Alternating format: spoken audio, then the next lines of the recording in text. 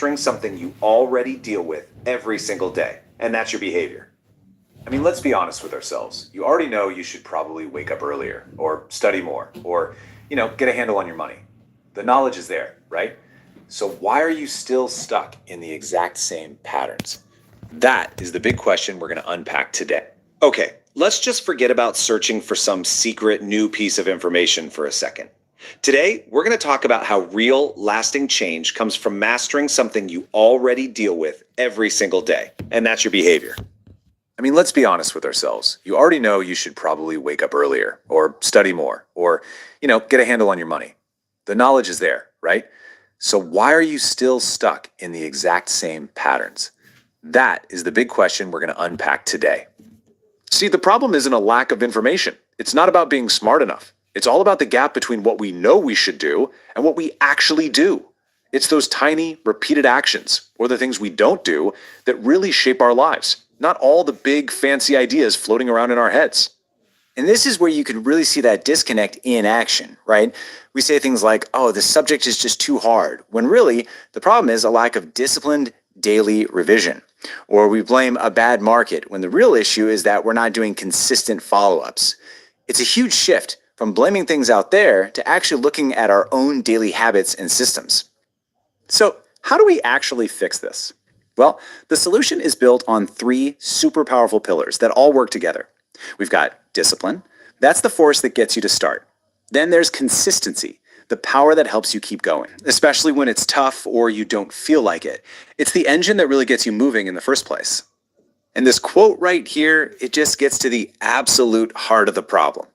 We see super capable, talented people get stuck all the time. And you wonder, why? It's because they wait until they feel like doing something. They're relying on motivation, which, as we all know, comes and goes. Discipline just bypasses your feelings and gets the job done. So when you strip it all down, discipline is just the ability to do what you need to do no matter how you're feeling. It's really the difference between just having a goal and having a system to actually get you there. And in the real world, what does that actually look like? Well, it's showing up to the gym, even when it's cold and rainy. It's tracking your money every single week, no exceptions. It's delivering your best work, even when nobody's checking up on you. At the end of the day, it's about building trust with yourself through your actions. Okay, on to our second pillar. If discipline is the thing that gets you started, then consistency, that's what creates real, lasting momentum. This is where all those small actions start to add up and compound into huge results over time. And this comparison here, it really says it all. Think about it. Motivation is emotional. It's a spike, it's temporary, and it totally depends on your mood. But consistency, that's structural. It depends on the systems you build. That makes it reliable and way more permanent. And here's the kicker. In the long run, systems will always beat moods. Every time. And that's the real secret here. Consistency takes that whole emotional roller coaster out of the equation.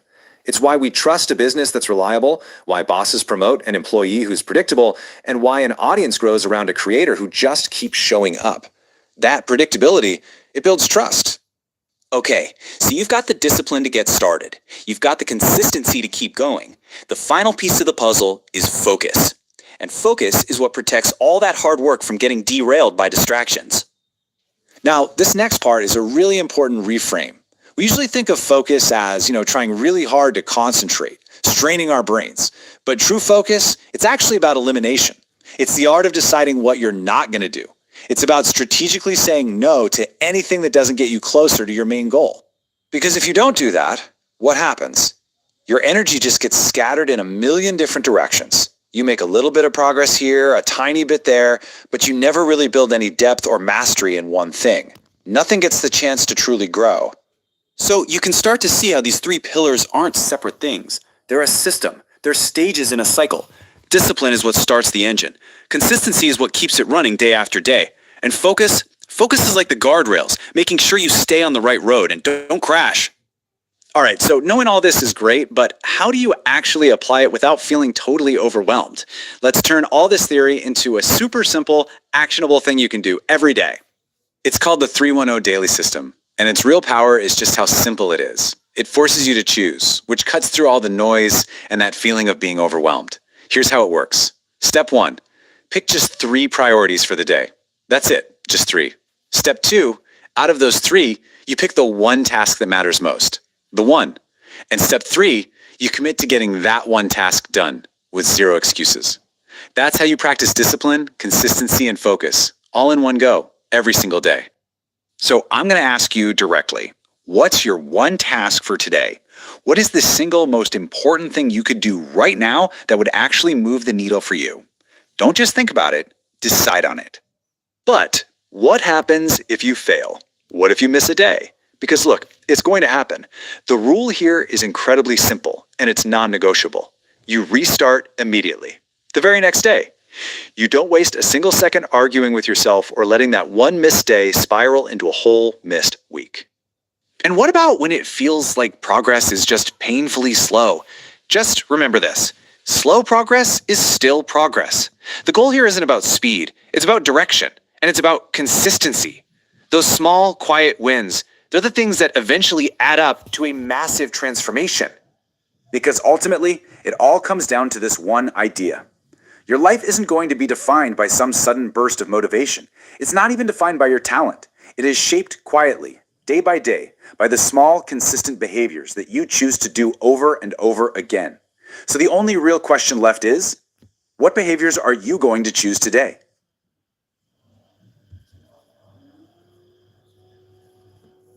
Okay, so before we even get into this, before we really dive in, I need you to do something. A bit of homework for the listener. Exactly. And I'm being serious here. This comes straight from the source material we're looking at today. So don't shoot the messenger. It is a pretty direct challenge right out of the gate. Yeah, it absolutely is. I want you to stop multitasking. Seriously. If you're walking right now, just slow down a bit. If you're sitting, sit up. And if you're scrolling or checking emails, Yeah, if there's just background noise while you do 10 other things, just stop for a few minutes. Come closer. it might feel a bit aggressive, I know, but it's necessary. The material we have today, it isn't really about giving you some shiny new information. Yeah. It's more of a confrontation. It challenges you immediately Sure. because the whole idea here is that you probably don't need to learn anything new. Which sounds completely backward for a deep dive, right? I mean, usually we're here to break down some hidden secret or complex idea, but the paradox here is it's fascinating. The source argues that most of us, we already know what to do. You know you should probably wake up earlier. You know you should save more money. You definitely know that eating a whole pizza at midnight isn't a great health choice. Exactly. Knowledge isn't the problem here. If it were, we'd all be fit, rested, multimillionaires. We have more how-to information at our fingertips than any other time in history. Yeah, So the real question the source asks is, it's an uncomfortable one. it is. If you know what to do, why are you still stuck? Why does your life look pretty much the same as it did a year ago? Ouch. That stings a bit. And my first reaction, my gut reaction, is to make an excuse. You know, oh, I just haven't found the right method, or I'm not as lucky as that person. Right. We look for external things to blame. The economy, our boss, the market. But the source just strips all of that away. It says the missing variable isn't your IQ, it's not opportunity, it's definitely not luck. It is simply your daily behavior. So that's our mission today, to unpack that. And I want to be clear, because I was a bit skeptical at first. This is not another motivation talk. No, definitely not. The source actually calls motivation cheap and temporary, which honestly I found so refreshing. I am so tired of the whole just hustle harder thing. Yeah, this isn't about hype. It's a practical framework. It's built on 3 pillars: discipline, consistency, and focus. And we should think of these not as like buzzwords you see on a poster in an office. No, think of them as the actual operating system for your life. We're going to look at how these 3 things really determine the outcome of your career, your health, your business, everything. It feels like a relief, honestly. We're not talking about hustle culture. We're talking about boring, sustainable, effective truth. So let's jump in. First pillar, discipline. Right. And specifically, the source frames it around a really harsh question. Why do capable people fail? This was the toughest part of the material for me, I think, because it argues that failure is rarely about a lack of talent. And you see it all the time, right? Smart, talented people who are just stuck. Mm-hmm. Because ability without discipline just collapses under pressure. That's the hard truth. You can have all the potential in the world, but potential doesn't build a career. Discipline is the bridge between I can and I did. Yeah. Okay, let's get specific. Let's talk about the workplace. The source says we get fired for reasons we don't expect. We think it's because of some big mistake. Yeah, like you lost a huge client. But it's almost never about incompetence. Companies rarely fire people because they can't do the job. They fire them because of their behavior. It's the small things, the slow rot. Give me an example of the rot. What does it look like? Well, it starts with lateness becoming normal. Not the my car broke down kind of late, but the always 5 minutes late to every meeting kind of late. It out to me. Workplaces do not fire potential, they fire patterns. Precisely. A disciplined person isn't always the genius. They're just the person who's... The economy, kids these days. It's always easier to blame the outside world than to look at your own daily habits. The source points out that businesses fail because the owner lacks discipline in what it calls the boring things. Okay, but let me play devil's advocate. Shouldn't an owner be focused on the big vision? Doesn't the boring stuff just get in the way? That is the trap. The source has this boring checklist. It's things like tracking your money every single week, not just when you're scared you're going broke. Opening on time, every time. Actually fixing your systems instead of just reacting emotionally. I see. The idea is that vision might start a business, but it's discipline in the boring stuff that keeps it alive. It makes me think about being a student, too. I remember hitting a wall in a class and thinking, wow, this subject just got so much harder. But did it? Yeah. Or did your discipline change? The material didn't get 10 times harder overnight. Right. What happened was you started waiting until the last minute to study. You skipped the daily review. You only worked when the fear of failing was bigger than the desire to procrastinate. So you're trying to cram 3 months of discipline into 3 nights of panic. Exactly. And the source has this one diagnostic question. Yeah. It's the ultimate test of discipline. I think we should just put it to the listener right now. Okay, let's do it. Ask yourself this and be honest. If no one supervised you for 30 days, no boss, no teacher, no deadlines, would your performance improve or would it decline? Oof, that's a tough one. Because if I'm being really honest, I think a lot of us would just catch up on Netflix. And that answer tells you more about your future than your resume ever will. Yeah. If you need a babysitter to perform, you have put a cap on your own potential. Discipline is the ability to supervise yourself. That's a huge reality check. Okay, so that's discipline, but doing something once, that's easy. It's the next part where I think most people fall apart. Consistency. This is the big one. This is the battle between structure and emotion. And we have to define them because people mix up motivation and consistency all the time, but they're basically enemies. Right. Motivation is that 2 a.m. burst of energy where you decide to change your entire life. You buy the gym membership, you clean out the fridge. Totally. Motivation is emotional. It depends on your mood. It's volatile. Mm. But consistency is structural. It depends on systems. It works whether you feel like it or not. The source used a YouTube creator example that I thought was perfect for today. Everyone's chasing that one viral video. Right, the lottery ticket. But one viral video is just noise. If you get 1 million views but you have nothing else for people to watch, they're gone in a second. Real success comes from the 50 videos you made before the one that went viral. Because that's how you train the system. It trains 3 things, according to the source. It trains your skill, so you actually get better. It trains your audience to trust that you'll show up. And it trains the algorithm. The algorithm rewards patterns, not random luck. And so does life. Think about your job. 1 great week doesn't get you a promotion. A year of being reliable gets you a promotion. Consistency builds trust. It makes so much sense. It even applies to our own bodies, to our health. The source talks about it not as a goal, but as a rhythm. Our bodies are biological systems. They love routine. It's not about a perfect diet. It's about a consistent sleep window, consistent meal timing. The body doesn't just suddenly break. It declines quietly from inconsistent maintenance. Speaking of decline, the source brought up addiction. And it framed quitting in a way I had never considered. We see it as this one huge, dramatic decision. Like throwing the pack of cigarettes out the window. Yeah. But the source says no. Quitting is not a single decision. It's a daily vote. Every day you stay clean, you cast a vote for a new identity. 1 vote becomes a week of votes, and that week eventually becomes who you are. So why does this all work? Why is consistency so much more powerful than a burst of motivation? Because it removes emotion from the execution. You don't have to feel like it. No. You just do it. It's Tuesday, so you go to the gym. The negotiation is over. You're automating the behavior. Exactly. Okay, that brings us to the third pillar. Let's say you have discipline, you have consistency, you're working hard every day, but if you're pointed in 20 different directions, you're not going anywhere. We need focus. And the source redefines focus in a really powerful way. Most of us think focus is about concentration, staring really hard at your screen. Yeah. But the source says focus isn't concentration. Focus is elimination. Elimination. I love that because we're always told the opposite, right? Be a Swiss Army knife. Be good at everything. And what do you know about a Swiss Army knife? It can do a lot of things, but it doesn't do any of them particularly well. If you need serious surgery, you don't want a Swiss Army knife. You want a scalpel. That's a fantastic image. The danger of trying to do everything is that it makes you replaceable. If you're okay at 10 things, you're not great at anything. Real value comes from mastering one key skill. But isn't that risky? What if that one thing becomes obsolete? That's fear talking. Look at businesses that fail.